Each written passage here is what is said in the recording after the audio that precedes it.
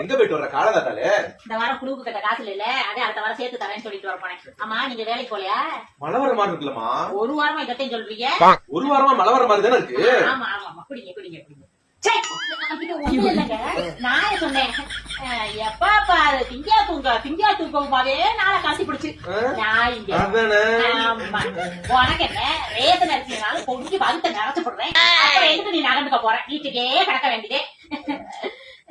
இவ்வளவு சொல்றனே, கொஞ்சமாவது ரோசன் இருக்குது.